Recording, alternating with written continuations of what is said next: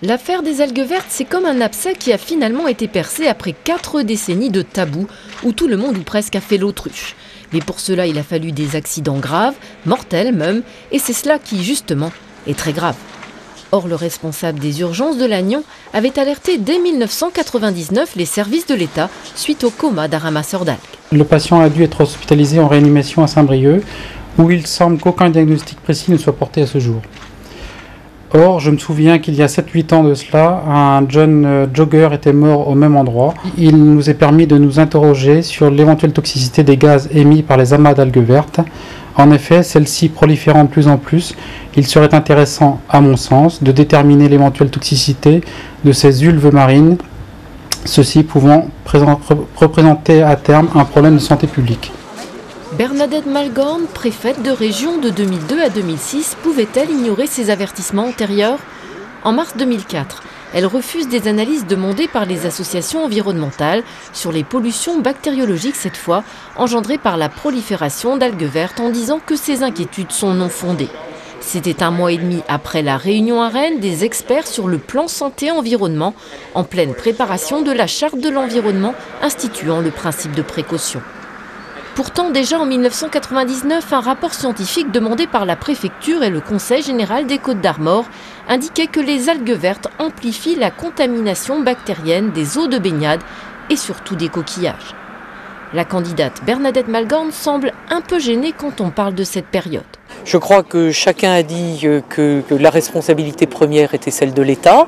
En tant que candidat pour les élections régionales, nous pensons effectivement que c'est bien à l'État d'assumer la principale responsabilité. Il y a eu d'ailleurs énormément d'efforts qui ont été faits. Il y a eu, si vous voulez, à l'époque, sur les 57 bassins versants qui étaient en contentieux, il y en a une quarantaine qui en sont sortis. Pour les pouvoirs publics, la conformité, ça a été, pour l'essentiel, d'abandonner les prises d'eau en dépassement pour aller chercher de l'eau de plus en plus loin ou de plus en plus profond. Les années 2002-2006 ont aussi été marquées par la poursuite des démarches de régularisation des extensions illégales des élevages industriels bretons et en plus par la mise en œuvre d'un nouveau phénomène de concentration des productions animales et en particulier porcines au travers du dispositif de restructuration externe. En 2003, les associations environnementales avaient même dénoncé, je cite, le forcing organisé par la préfecture pour faire valider en un minimum de temps un maximum de dossiers d'extension d'élevage, mettant à mal le fonctionnement de l'instance d'instruction de l'époque, le Conseil départemental d'hygiène. Depuis, l'État français a été condamné pour son laxisme et les éleveurs ont dû se plier à différentes mises aux normes. Pour certains agriculteurs, les algues vertes sont un peu comme un boomerang qui leur reviendrait à la figure en montrant que les efforts entrepris ne sont pas encore suffisants. En pleine crise du système agricole, c'est une des raisons qui les a décidés à monter leur propre liste pour ces régionales. Il faut laisser du temps au temps un petit peu. Je rappelle quand même que 20% de baisse de taux de nitrate dans nos eaux aujourd'hui, c'est un début des fruits de notre travail qui a été effectué en termes de mise aux normes. Dans notre liste, il y a aussi des gens du para-agricole. Cela représente au bas mot 170 000 emplois en Bretagne. Le poids économique de l'agriculture et de l'agroalimentaire, Jean-Yves Le Drian en est bien conscient. Et quand il parle des algues vertes, c'est chez un éleveur d'Ilion qu'il se rend. Pour lui, pas question de stigmatiser les agriculteurs, il faut dialoguer. La Bretagne ne s'en sortira pas si on met les uns contre les autres. Il faut, je crois, une nouvelle alliance entre la Bretagne et ses agriculteurs, et je crois que les agriculteurs y sont prêts. La région Bretagne demande depuis 6 ans la responsabilité du sujet.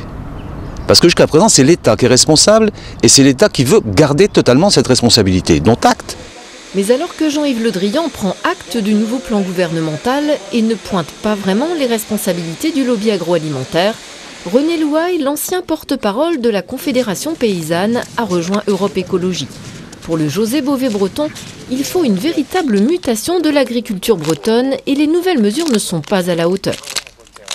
Il n'y a aucune volonté pour réfléchir en profondeur sur le modèle agricole breton qui est à bout de souffle. il n'y a pas de valeur ajoutée. On supprime massivement des emplois chaque année. On perd 3500 emplois à la production tous les ans et 1500 dans l'agroalimentaire. Et on ne veut pas s'attaquer et regarder les choses en face. Un autre modèle breton possible, à Saint-Michel-en-Grève ou Saint-Cottel-en-Fermé, on aimerait y croire. La Bretagne, c'est un nom, une image, souvent utilisée par les entreprises, mais pour les touristes, c'est en train de devenir une odeur. C'est terrible. D'ailleurs, on le sent quand on est dans la voiture, on le sent que c'est pas bon. C'est dommage, c'est vraiment dommage. On voulait quand même découvrir la côte dite des Bruyères et on va la faire en voiture, mais sans séjourner. Cette pourriture qui vient des entrailles de la terre doit interpeller tous les Bretons. Élus, agriculteurs, industriels, mais aussi consommateurs. En éclatant quelques mois avant les régionales, l'affaire des algues vertes donne à la Bretagne une bonne occasion de se regarder en face, dans le miroir.